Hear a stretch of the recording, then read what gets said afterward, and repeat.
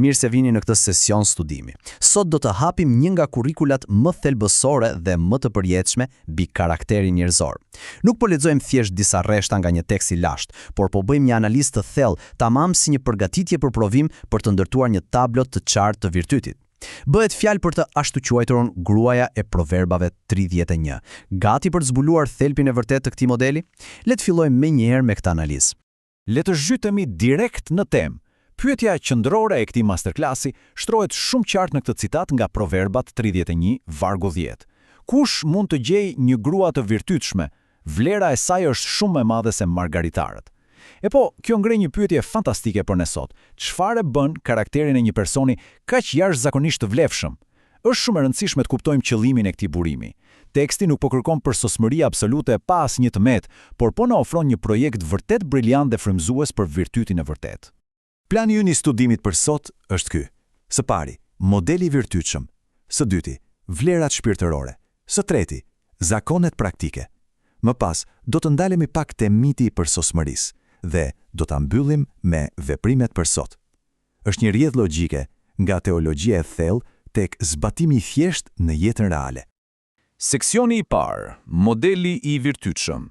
Këtu do të çmontojmë disa nga keqkuptimet më të zakonshme të botës rreth asaj se çfarë do të thotë vërtet të jesh i fortë dhe i vlefshëm. Kemi një kontrast tepër të qartë këtu. Nga njëra anë, kemi metrikën e botës, gjërat që shpesh mbizotrojnë në shoqërinë tonë, pushteti, statusi, kontrolli dhe një pamje e jashtme që, le të jemi të sinqertë, me kalimin e kohës thjesht zbehet. Këto janë metrika plotësisht të paqëndrueshme. Por, nga ana tjetër, kemi metrikën biblike, qëndrueshmërinë shpirtërore, urtësinë e vendime dhe frikën e Zotit. Kjo na tregon thellësisht se si ky material e ripërcakton totalisht vlerën e vërtetë, duke na larguar nga gjërat e cekta për të na çuar drejt asaj që është vërtet e pathyeshme.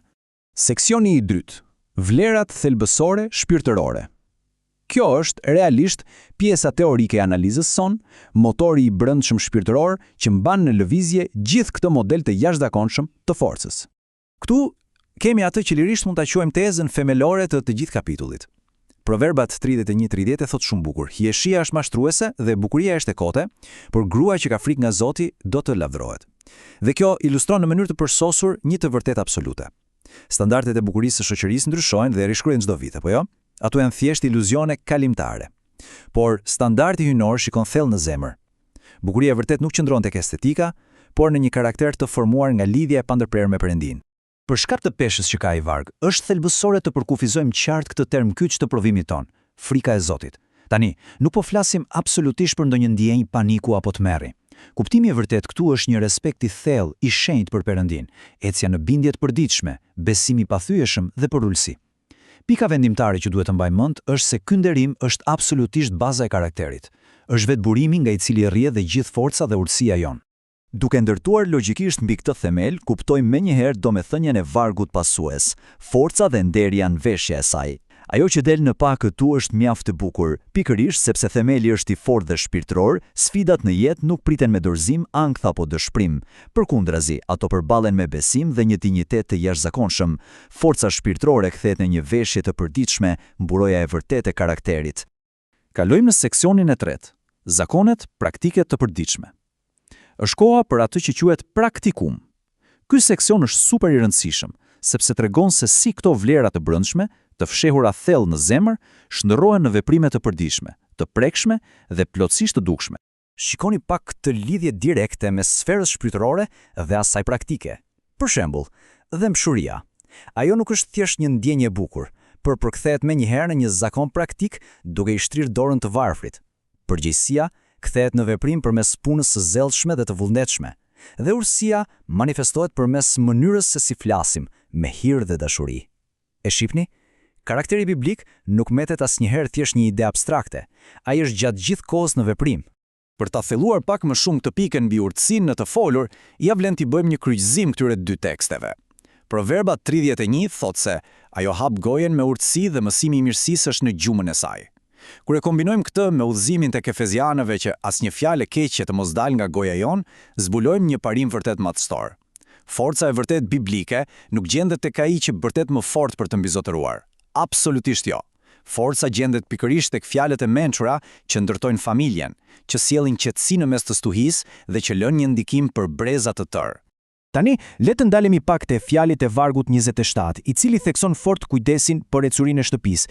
Dhe këtu nuk po flasim thjesht për një listë të mërzitshme me punë shtëpi e rutinë, bëhet fjalë për një mision me fazat mirëfillta. Hapi i parë përfshin kujdesin emocional, hapi i dytë është edukimi shpirtëror i pjesëtorëve të familjes, hapi i tretë ka të bëjë me ofrimin e një mbështetje të vazhdueshme dhe hapi i katërt kulmon me krijimin e një atmosfere paqeje. Është vërtet një ndërtim arkitekturor dhe tepër i qëllimshëm i gjithë hapësirës familjare. Kjo qasje ndaj menaxhimit të shtëpisë pasohet nga një theks tjetër thelbësor nga burimi ynë, nderimi i thellë për punën e palodhur. Vargjet 13 dhe 17 na përshkruajnë një jetë plot me qëllim dhe disiplinë, duke refuzuar totalisht përtatësinë. Ka një dëshirë të vërtetë për të punuar dhe për të menaxhuar gjithçka me mençuri. Teksti na dëshmon qartë se puna, përkushtimi dhe menaxhimi i përgjegjshëm i atyre talenteve që na ka dhënë Perëndia janë pjesë e pandashme e këtij karakteri të fortë. Seksioni 4. Miti i përsosmërisë. Këtu na duhet patjetër të marrim një frymë të thellë lehtësimi. Të jemi të sinqertë, kushdo që e lexon këtë tekst ndihet i sfilitur vetëm duke imagjinuar gjithë këtë agjent të ngarkuar ditore. Shpesh, kur lexojmë këtë tekst të lashtë plot me cilësi kaq të larta, është super e lehtë të ndiejmë lodhje apo dekurajim përpara asaj që gabimisht e lexojmë si një standard të pamundur për sosmërie. Le ta sqarojmë këtë një herë e mirë. Ka një rrezik shumë real këtu. Po e lexuam tekstin si një kërkesë për përsosmëri, ajo rrugë do të na sjellë vetëm presion, stres të panevojshëm dhe lodhje emocionale. Fundja, asnjë qenie njerëzore nuk është patmeta, por udhëzimi i vërtetë i tekstit e drejton theksin diku krejt tjetër. Ky model duhet parë si një frymëzim për besnikëri. Qëllimi nuk është një kërkesë shtypse për të qenë të patmeta. Përkundrazi, është një ftesë mrekullueshme për të zgjedhur çdo ditë rritjen e karakterit dhe varësinë tek Zoti, pikërisht përballë dobësive tona njerëzore. Seksioni i 5. Veprimet e përditshme për sot.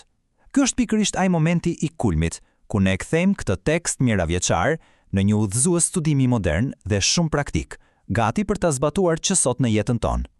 Ja pra dhe lista përfundimtare e veprimeve. Kjo është një sintezë e qartë se si kultivohet fiks ky karakter. Së pari jetoni me qëllim, mos e lini jetën të rrjedhë thjesht rastësisht. Së dyti, ndërtoni familjen me një dashuri aktive. Së treti, flisni gjithmonë me urtësi dhe hir. Më pas, jeni të qëndrueshëm në besim duke u mbështetur totalisht tek Perëndia për udhëheqje. Dhe së fundi, ndikoni në botë përmes një karakteri të formuar thellësisht. Këto pika e marrin atë vizionin biblik dhe e kthejnë në një realitet plotësisht të zbatueshëm për ne sot. Për ta përmbyllur këtë studim të thellë, teksti mbyllet natyrshëm me këtë përfundim vërtet mahnitës nga Proverba 31:31, le të jepet fryti i duarve të saj dhe veprat e saj le ta lëvdojnë në portat. Mësimi më i madh këtu është se një person me karakter të fortë biblik nuk e shpenzon jetën duke kërkuar vëmendje apo lavdi personale egoiste. Përkundrazi, synimi është të jetojë një jetë që shndrohet në një bekim të prekshëm për gjithë komunitetin. Janë veprat dhe karakteri i shërbimit ato që flasin vetë dhe sjellin atë lavdinë e vërtet e me ndikim të përjetshëm. Dhe kështu, mbërim në fund kësaj analize me një mendim dhe një pyetje thellësisht provokuese, e cila duhet mbetet me ne edhe pas këtij sesioni. A do të reflektojnë veprimet tona të sotme thjesht trendet kalimtare të një bote që ndryshon standardet çdo ditë, apo një karakter të përjetshëm dhe të paepur? Kjo është pikërisht detyra për cilën ftohemi të gjithë teksa reflektojmë mbi këtë model. Vlera e vërtet, siç e pam sot, matet jo me atë që shkëlqen sot e zhduket nesër, por me atë që ka rrënjë të thjella dhe zgjat vërtet për gjithmonë. Studim të mbar të gjithëve.